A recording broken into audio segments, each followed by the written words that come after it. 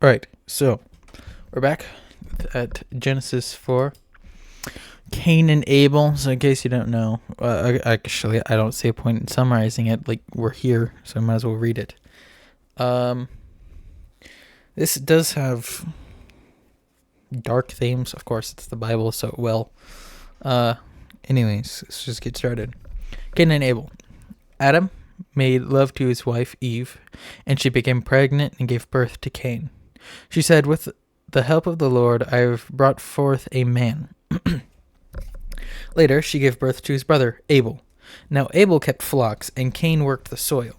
In the course of his time, Cain brought some of the fruits of the soil as an offering to the Lord, and Abel brought an offering of fat portions from the firstborn of his flock.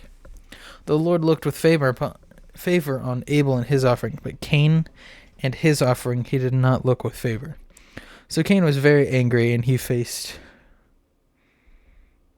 was downcast. Then the Lord said to Cain, "Why are you angry? Why is your face downcast? If you do what is right, will you not be accepted?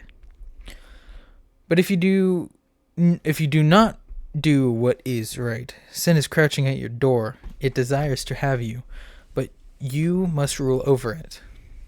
Now Cain said to his brother Abel, "Let's go out to the field." While they were in the field, Cain attacked his brother Abel and killed him. Then the Lord said to Cain, "Where's your brother Abel?" "I do not know," he replied. Am I my brother's keeper?" The Lord said, "What have you done? Listen, your brother's blood cries out to me from the ground. Now you are under a curse and driven from the ground, which opened its mouth to receive your brother's blood from your hand. When you work with the ground, it will no longer yield crops to you." Can you see that little? No, I have a pop-up that's covering it. Hold on. "You'll be a restless wanderer of the earth." Cain said to the Lord, "My punishment is more than I can bear. Today you are driving me from the land, and I will be hidden from your presence. I will be a restless wanderer on the earth, and whoever finds me will kill me." But the Lord said unto him, "Not so. Anyone who kills Cain will suffer vengeance 7 times over." Then the Lord put a mark on Cain, so that no one who found him would kill him. So Cain went out from the Lord's presence and lived in the land of Nod, east of Eden. So if I go back a little bit, it says that the Lord put a mark on Cain. Basically, this is when murder first is a thing. So, as punishment for that, God was making Cain suffer. Because instead of people killing him and,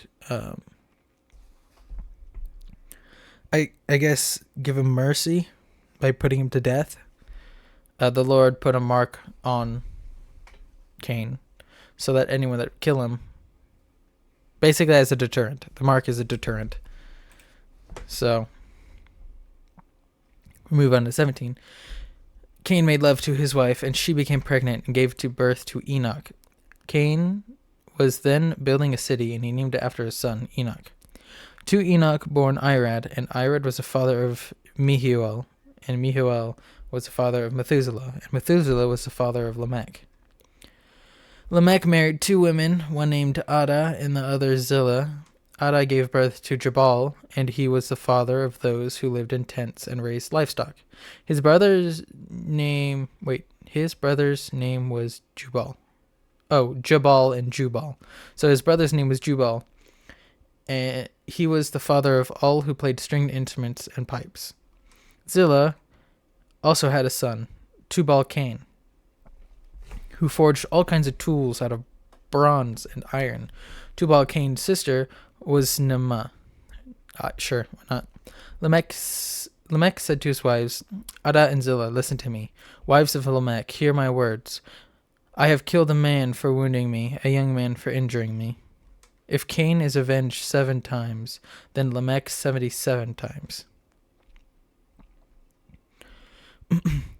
Adam made love to his wife again, and she gave birth to a son and named him Seth, saying, God has granted me another child in place of Abel, since Cain killed him. Seth also had a son, and he named him Enosh.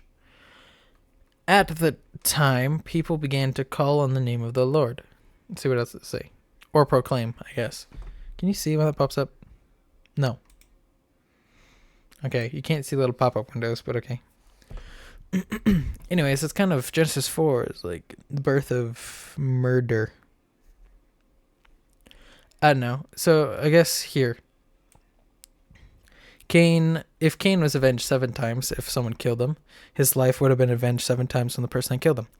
Then whoever kills Lamech, which is the guy who's saying this, his life would be avenged 77 times. Basically, he's saying that he is less worthy than Cain. So, basically, it's even more of a deterrent. Not that Lamech has that power, or God put a mark on Lamech. Basically, if someone were to kill him, I don't think really anything else would have happened. But Lamech feels sorry for the young man he killed, and regrets it. So, after that, there's not really much. I mean, Seth came into Seth exists now, so that's a thing. Also Enosh. Enosh is now here, but that's it. Pretty short one.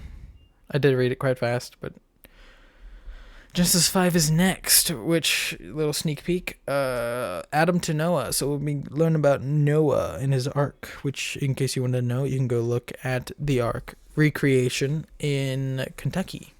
I think it's called the Ark Exhibit, or it might just be called the Ark. Anyways, God bless you all, and peace outro.